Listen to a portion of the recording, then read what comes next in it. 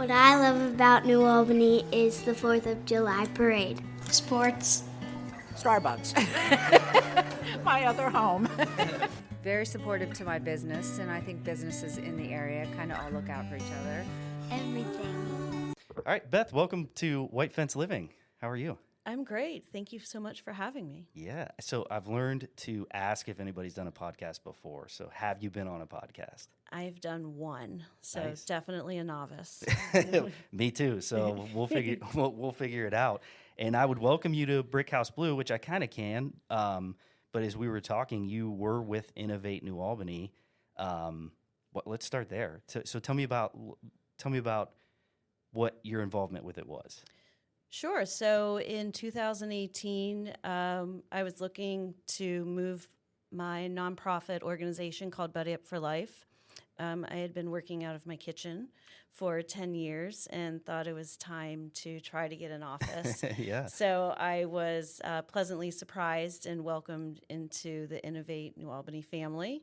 Awesome. And kind of grew with them. And my office got bigger as we went along. And as Neil would say, we just graduated last December, and we have our own office right next door. Yeah, I was like, hey, have you ever been to Brick House Blue? Like, this is where we're going to do the podcast. And you're like, yeah, I'm right next door. Yeah, it's awesome. Short commute. Yeah. How did Innovate New Albany help with your business as it got started? Like, any particulars, any like certain things that they did you think maybe really was like the springboard for Buddy Up? So Innovate New Albany was great at with Neil having his Tiger Talks, and he really brings in some fabulous speakers from anything on AI to advertising to marketing to starting your own business. So one thing is that we were always being educated. If you take time out on Friday afternoons to go hear a speaker. And the other thing is really a sense of community. So there's a lot of startups within the Innovate New Albany business. There was probably 20 of us in the office, quite a bit. So we could always knock on each other's doors and run ideas by each other. So it's really just having that sense of community really helped. Yeah, and I'm seeing it to the short time that I've been here. We were talking that Buddy Up needs to do a podcast, and I'm like I'm some expert. I'm encouraging everybody to do it, but it's mostly I'm having so much fun with it. So. And in that same sense, like being here, anybody who has mentioned a podcast, I'm like, I'll do anything I can help, or any way that I can help. And speaking of AI, we were just talking about, it's so easy now. Like it's so easy with AI. It's you upload it, it does everything for you. It does the transcripts, it does everything. So if you see the transcripts and something's spelled wrong, it wasn't me, it was AI. It just like short clips, there's software for that. It really is super, super easy. I'm not tech savvy at all. And if I could do it, anybody could do it. That's great. We're really hoping to do a podcast. We have so many different parts of our organization that people don't know about. So we have a lot of life skill programs here in our office in New Albany. We host our classes, but we have communication classes, finance, technology, cooking, personal safety. So we've had all And those are done here? Correct. Oh, yes. okay. Yes. Well, so let's back up a little bit then. Tell me Buddy Up. Tell me, what is it? I'm always curious about the names. So like, how'd you come up with the name of Buddy Up? Sure. So my youngest son, Will, when he was 3.5 years old, wanted to learn how to play tennis like his older brother. So his coach was like, hey, I want to teach Will how to play tennis. I said, good luck with that. That's great. But, Will having Down syndrome, everything is kind of on delay. He wasn't walking till he was 2. So I'm like, if you want to put a racket in his hand, let's do it. And the long and the short of it was there was not a lot of programs out there for individuals with Down syndrome. Yeah. And we ended up creating one. We hosted a clinic for a weekend and just learned about it. And I had 12 athletes come, and I did a survey at the end. And I said, what did you like about this? And they said they really want something ongoing. So there's a lot of things out there for individuals with developmental or intellectual disabilities, they're more event driven. They're Yeah. not programming. They're not something that's you can do all year round. And that's really what the parents were giving me feedback for and saying, we want to have something. I was like, They oh. wanted more. They wanted more. So I was like, okay, this was just a weekend deal. And the tennis coach, Doug DiRosario, and I said, all right, well, we can do this. So we created our own curriculum. We had to come up with a name. A big part of our organization is that individuals with Down syndrome, we refer to them as our athletes or students, but we pair them one-to-one with a volunteer that we call a buddy. So there comes the name Buddy. Yeah. And I kind of did a play on words with individuals with Down syndrome. You know, rather than being down, we were being up. So it's Buddy Up for tennis. We started as a tennis organization. Okay. And we ended up growing. That was not on my radar. Again, just trying to teach Will how to play tennis. Yeah. And we're sitting here today with a national program. We have over 20 tennis chapters across the country. Wow. So we have, we're heavily populated throughout the Midwest, but we have locations in Michigan, Wisconsin, New Hampshire, several in Florida, Tennessee, Dallas. Dallas is our biggest chapter, Wow. and Arizona. And then one thing has kind of led to another. And as I spoke of, you know, our parents, our families, our students and athletes really need more. And then as Will was growing with the organization, people would be asking, well, how's Will fit? How is he doing this? And I was like, well, Will works out. And so then they said, oh, we need a fitness program. Oh, that's great. So we created a HIT circuit training program. So we have over 10 chapters of a fitness program too. And then everyone said, well, we need something in the summer. Okay, so we created a summer camp. So we provide a summer camp here in Columbus as well. And then what ended up happening is the schools are fabulous, and we're so blessed in New Albany to have such a great school system. But our kids do learn differently. When you put them all in one room, someone who has autism is learning differently than someone who has Down syndrome, who's learning differently than someone with CP. And as much as teachers can try to tailor their education, they need more. Yeah. So we've really found ourselves providing supplemental education, and we've created life skill classes. So we have, as I mentioned, you know, we have things in cooking and safety, in communication and finance and technology. So we're really serving a population of those middle high schoolers and adults. So we have a huge adult population. Wow. Because within Down syndrome, and all of us, we're really lifelong learners. But if you have Down syndrome, you really need a lot of repetition. You really need your routine, really to take in all that information. So. And you said, so your office is next door. Is that where these programs are done as well, at least here locally? So yes, our life skill classes are here in New Albany at our office. So we have a great office where we have classroom space, but you know, not everyone appreciates the drive to New Albany. So we're able to utilize, we've partnered with Easter Seals, and we use a classroom there for a communication class so we can service the West Side. And then we're also partners with Easton, so we use their community room, and we have a communication class there as well. That's awesome. And now can Will beat his brother in tennis now?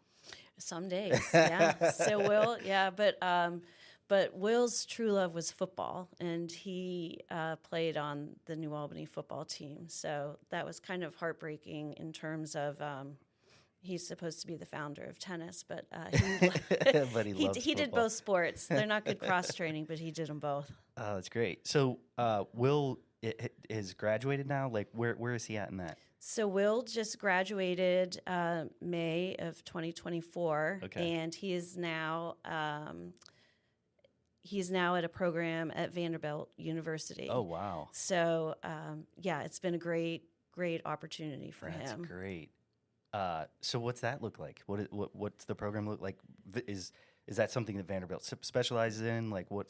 So Vanderbilt actually is. They've had this program for about 15 years. Okay. And they're one of the oldest.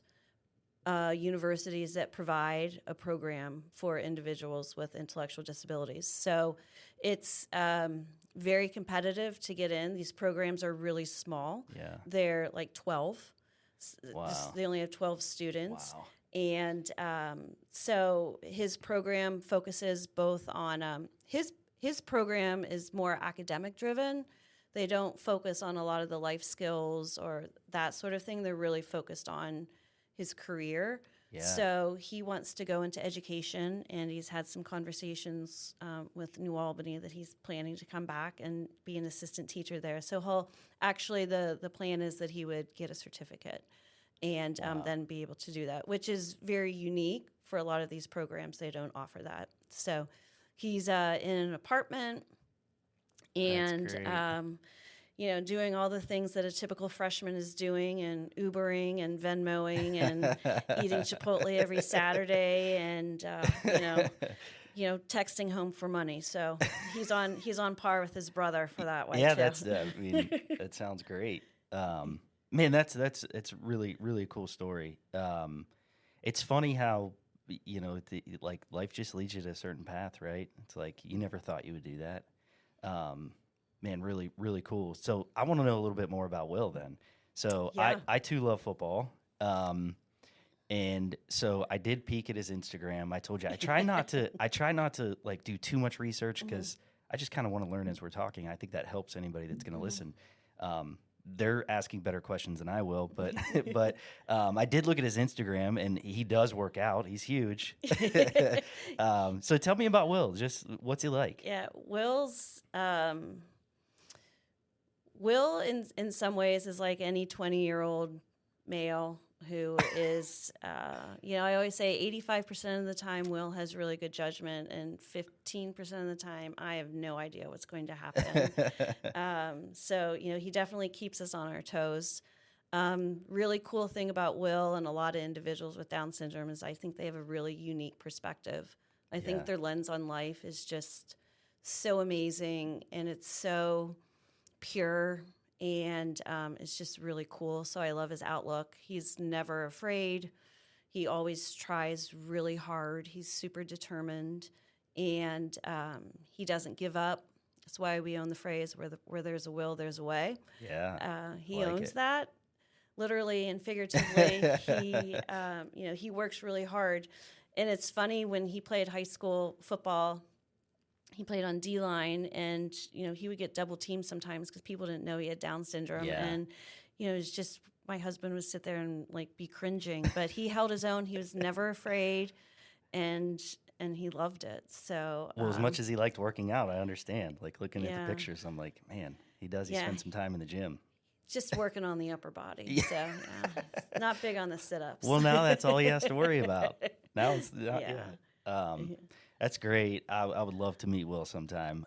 So how often do you get to how often do you go see him? How often does he come home? Sure, we see him at least once a month. Great. So, and then actually he comes home tonight for the summer. So he's excited to be home for the summer, and he'll be helping out at New Albany schools for the summer. So he likes to volunteer at Safety Town. So he'll do Great. that, and then Good. So I'm pretty sure my daughter is doing it.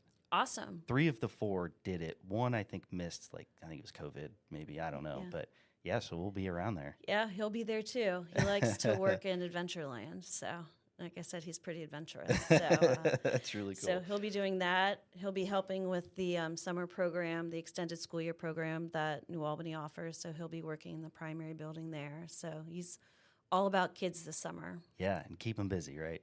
Very. Yeah. Yeah. As much as I can.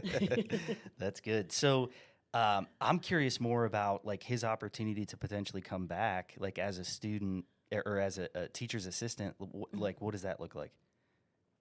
Fingers crossed. I don't know. So Yeah. we'll have to wait. So when he was in high school, he had the opportunity to help at the primary building, and he would help in phys ed class and would help Coach Todd.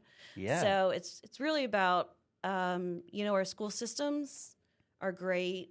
The school system always will understand someone who has an intellectual disability, and it's really a great opportunity for him to be in an environment where someone will get him no matter who his boss is. Yeah. Yeah. And then he loves kids and he loves to work with kids. So I imagine that he would be helping in the phys ed area or possibly tech. That's great. He's really savvy.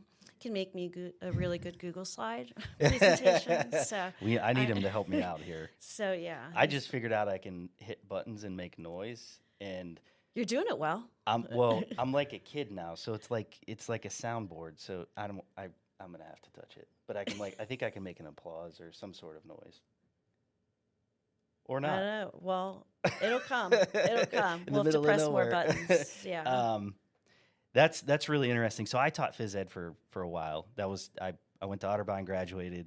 I was in education. It was like 2009 and levies, and I was always worried about my job. But I loved it too. I loved coaching probably more than I did teaching. But then got out and got into business, and still do a ton of coaching. But Yeah, Will loves to coach. He's a tennis coach within our organization now, so that was really cool to see him evolve from an athlete, and then he grew into a buddy volunteer, Yeah. and then he's coaching, and then he actually teaches red ball tennis too, so he'll be doing that this summer as well. So he loves to coach, and the goal is he can coach as long as he always knows more than the athlete does. yeah, So, yeah. So I was talking to Jeff Shirk Orthodontics, and so Jeff's son Jordan is his bar mitzvah is this summer, and he's thinking about his bar mitzvah project. So he wants to do a football camp for special needs, and I was like, I'm going to talk to the perfect person. So maybe he can get involved with that. Yeah, that would be great. Will would love that. Dream job. Yeah, me too. I Yeah. might be out there. Yeah, and don't think that our kids don't want to tackle. So yeah, Will was not into flag football, so we did it, but he wanted to get the pads and get going. When did he start playing football? Middle school. Okay. So he did flag football when he was younger, but I think that was probably like second grade. But then he started football. He was like, let's get the 7th. pads on. Yeah, let's learn. Like, okay. And there was a little resistance from the school. They were worried about his safety. So we had to jump through a lot of hoops I bet. because I was not – the deal with Will was that he was going to play. He's on the team. And then he was expected to practice. Yes. Go to practice. Yep.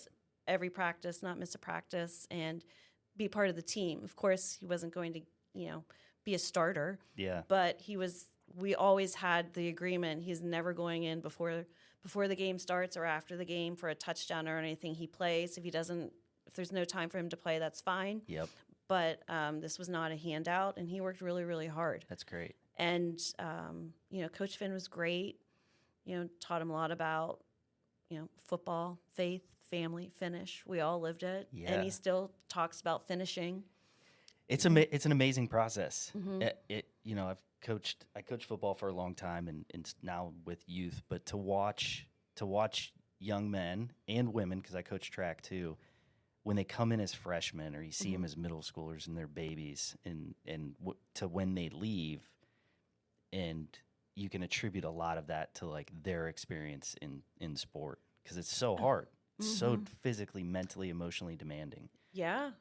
And New Albany does a great job with, they really focus on developing people. Yep. And good athletes is great, but it's really about the person that you become. And that's something we really try to instill within our organization as well, is just realizing all of these kids, no matter what you're doing, there's so much potential. And they'll excel if they're placed in the right environment. Yep. So if we give them the tools, and within Buddy Up for Life, we talk a lot about raising the bar, and having that attitude of expect more, and then our athletes and students will be more. Yeah. So Yeah, it's been great to see. Yeah. Yes. So I want to learn a little more about Buddy Up. Like if you have a child or somebody who's a good candidate for the program, and then how do they start? Like, where do you start? Sure. So our organization specializes in programming for individuals with Down syndrome. So all of our athletes and students have Down syndrome, or perhaps they have a dual diagnosis. Okay. We have a few that have a similar diagnosis to Down syndrome that are part of the organization. So you can become part of our organization as early as 5. We offer tennis for 5. And the beautiful thing is you never age out. You're never too great. We keep evolving to provide, new challenges and new opportunities to grow. So tennis is our gateway. And then once you're 10 or 12, then we have programs for fitness. We have another fitness program called Cardio and Core, which we do over at the Heights Center, which is great. And it obviously focuses on those 2 things, which the core part of your body is your hub for your speech and fine motor skills and gross motor skills. And individuals with Down syndrome typically have a very weak core. So anything we can do to strengthen that core is huge. So we've developed that class as well. And then our life skills classes start at 14. So anyone is welcome to join. And then the volunteer piece is huge. So anyone can come volunteer who's 14 years or older. And we train them for the program. So we teach them how to interact with individuals with Down syndrome, give them some tips. Also, just the philosophy of the organization, and then whichever program they're in. So if they're helping us with pickleball or tennis or cooking, then we have a training to help provide them with the skills to work with our athletes and students. What's the commitment level for a volunteer? Because I'm just thinking, like, my daughter would absolutely. She's not old enough yet, but she would love this. Like, this would be. She would love it. It's so programs like tennis and pickleball, they run 10 months out of the year. Oh, wow. Okay. So you sign up for classes that you can attend. And then that volunteer will be buddied up with somebody, right? Yes. Okay. Yes. And then our life skill programs and our fitness programs, you can sign up for what we would term a session, which would be like an 8 to 10 week time period. And the commitment is once a week for that hour or 90 minutes. And then we ask that you can attend like 75% of the time. It's really important. You're developing relationships with the athletes and students. And that's a really unique part of our programming as well, is that we take the time to pair. Yeah. And buddy up our athletes and volunteers, because they do build relationships. And that's why we created another program called Connections. And that's for our athletes or students to pair up with a buddy for the summer. And then they meet once a week for 6 weeks, because they do develop relationships throughout the year. And then this gives them an opportunity to get together, go have ice cream or play putt-putt or go bowling or do something fun outside of the organization and on their own time. How cool is that? It's really cool because a lot of our students and athletes, like Will has a really big cast of friends, but he doesn't have like best friends. Yeah. So people might say, hey, do you want to go do dinner? And then they drop him off and then go out after without him. Yeah. So, there's a lot of what you and I would be like almost acquaintances, and like everyone would high five him in the hall and be like, hey, hi. But when it came to like Friday night like or Saturday night, deeper connections. yeah, your BFF. Yeah. They don't have a lot of that level of relationships. Yeah. So this connections piece and the volunteer piece is huge. I have to believe that, like, I'm sure there's been some like really strong bonds formed. Mm-hmm.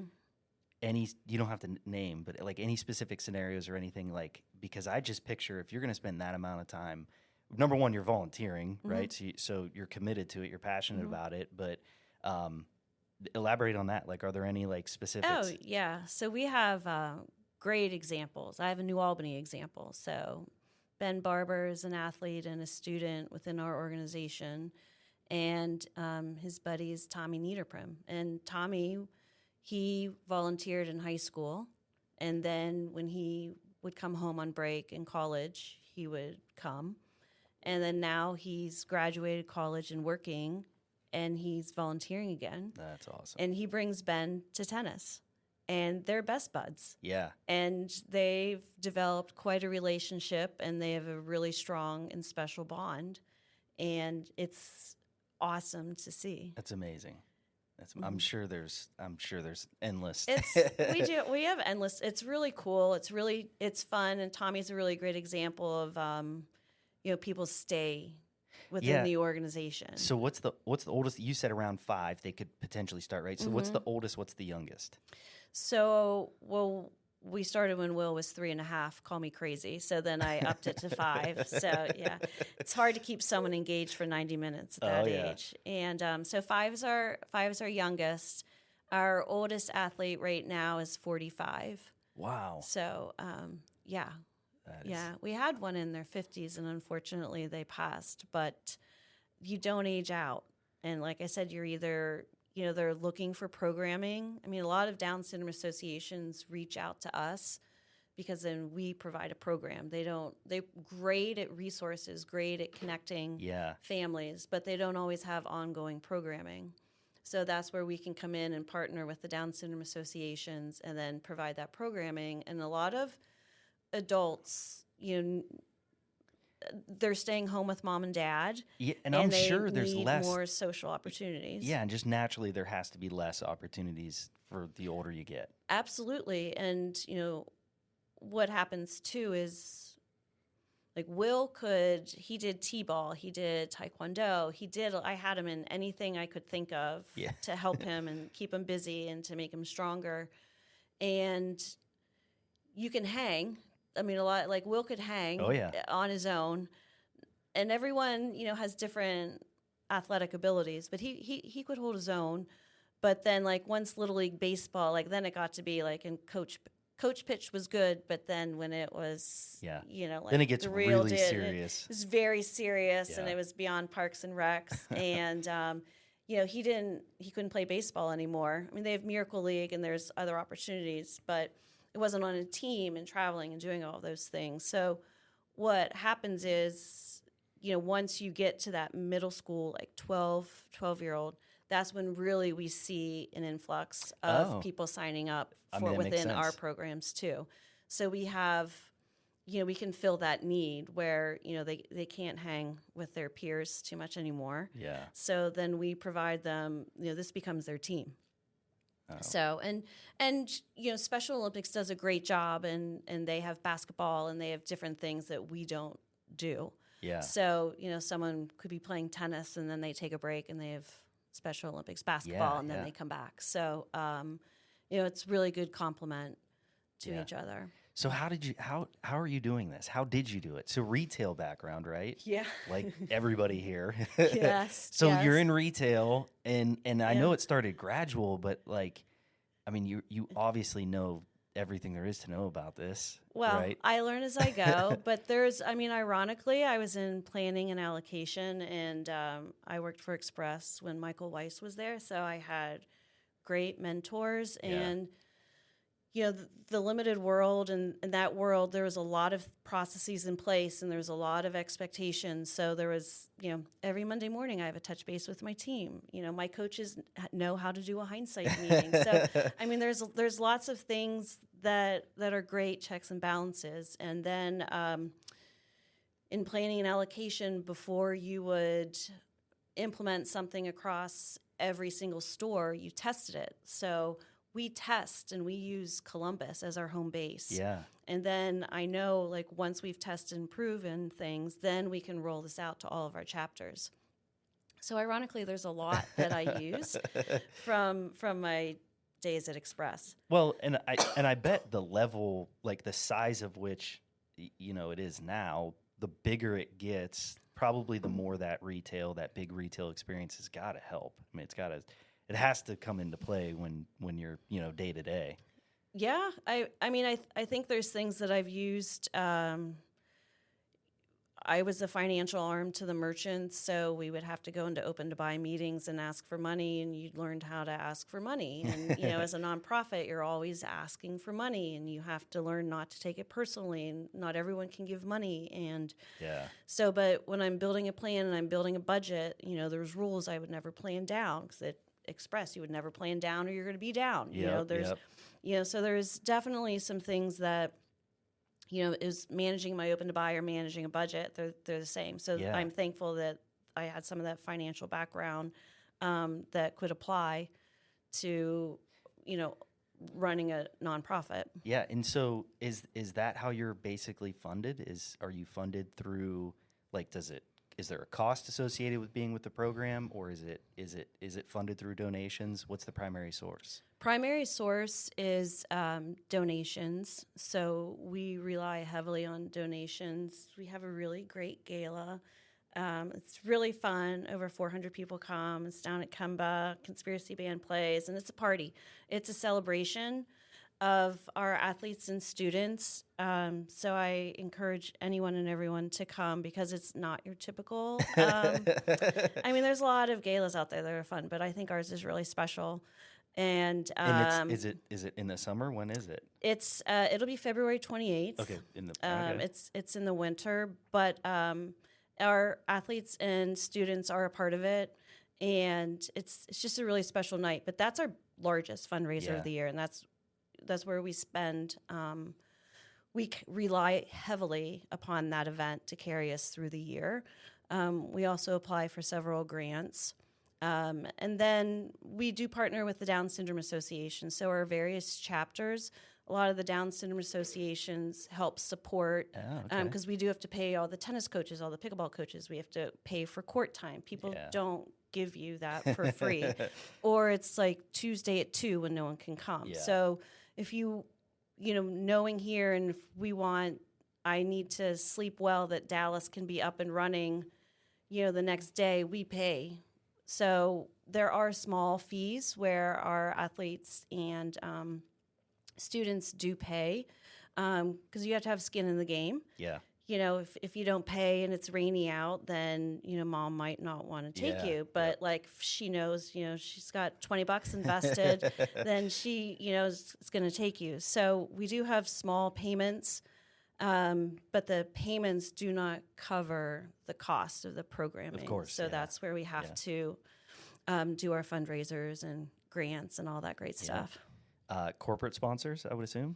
So we do a lot of corporate sponsors. You typically will help with events or new projects. Yeah. So, and we have a lot of great supporters here in New Albany. Well, you're obviously very talented because to go from that and build what you have. So, how many people are on staff? Well, we are small and mighty. So our home office staff next door, there's just 3 of us that work full-time, and then we have a volunteer manager that works part-time and another community relations director part-time. But then we have a lot of instructors. So to answer your question, we have 5 home office, and then for every class, which we have about 10 classes, we have an instructor. And then for every program, such as tennis or fitness, there's 1 to 3 coaches or trainers that run a program. And I'm sure they carry a lot of the load. They do, but we have a great team that, we want a lot of consistency out there too. So, that's what a big part of our home office does is make sure that our programming is consistent from chapter to chapter. Yeah. And, we try to have great communication with them and provide additional training. And we go back, once we open up a chapter, we go back and make sure everything's okay and everyone's still trained and developing and growing. So that's so cool. Well, congratulations. Thank you. Thanks. You've done an amazing job. I told you I intentionally didn't, and I've known you for a while now. I intentionally didn't do a lot of research, and I honestly didn't realize it was that big. I really didn't. Do you have how many students? Any idea of total count of students? Yeah. We have there's over 800 across the country between all of our programs. And we probably have about 1,800 volunteers. So we have a lot. We're impacting a lot of lives, Yeah, which is really cool. I bet. I mean, I know that you're impacting those volunteers as much as the students. I think if our not so more. volunteers sometimes more. They're really taken back, and it's really fun to see them grow. We have some students that come in because they have to have service hours, Yeah. but then it's really cool when they stay when their project's done. And we see a lot of that. I bet. So, and it's really, we have a really eclectic group. So there's, like there could be a 14-year-old, and then, like Ohio State's tennis team will come out, and then there'll be a fraternity from OSU. So and then there's people my age, and Yeah. and everyone in between. So it's really fun, and everyone gets along fabulously on the courts and through all the programs, and they put our athletes and students first, and just develop a great relationship. And I think the buddies become inspired because there's so many obstacles that our athletes and students have, and they don't complain, and they just work harder. Yeah. So, and you can be having a really rough morning, and then you walk in, then it becomes the best day. So, Yeah, unlike coaching youth sports where it's hard to get them to work that hard. Ours work hard. So, Well, that's it's great. awesome. So if you want to get involved, what's the best way? Just go right online to our website at Buddy Up for Life. Great. And you can register as an athlete or a volunteer buddy. Great. So Or it's donate pretty some money. easy. You can always donate. You can Yeah. always donate. We're always growing. We're always expanding, trying new programs, trying new things, and we definitely need the community's support. Yeah, really cool. So before we go, what do you like about New Albany? What do you love about living in New Albany? I love the sense of community. Yeah. Number one, first and foremost, we've been here 28 years, so we've seen a lot of growth. Oh wow, yeah, you have. So we've seen a lot of growth. So, I'm pretty old school. I'll go to the bank, and I know the bankers, and it's but they're like, "Hey, Beth," So, that's nice. I love the personal interaction. I love Market Street. I love to go to Elliott Cooper. And even like Market Street, all of those businesses are so great, and we do field trips with our students there. Oh, nice. And so we can go into any of the stores, and they help us out. Get some Wits whether ice it's cream. absolutely or Johnson's. Yeah. We go and Hollywood Feed and the library. So I would just as New Albany continues to grow, there's still a great sense of community. Yeah. Beth, I was really excited to chat with you, and I hope that I hope this gives a place for people to learn more about it, and I hope it turns into volunteers. Yeah, thank you so and much. Maybe some money. We would love both. So thank you so much for the opportunity. Yeah, this has been great. Thanks, Beth. Be sure to follow us on social media for news, updates, everything that's happening in New Albany. You can visit whitefencelivingpodcast.com. Look forward to seeing you on the next episode of White Fence Living. What I love about New Albany is the holiday tree lighting. I love the Heights Center. The walkability and convenience. My favorite part of New Albany is you.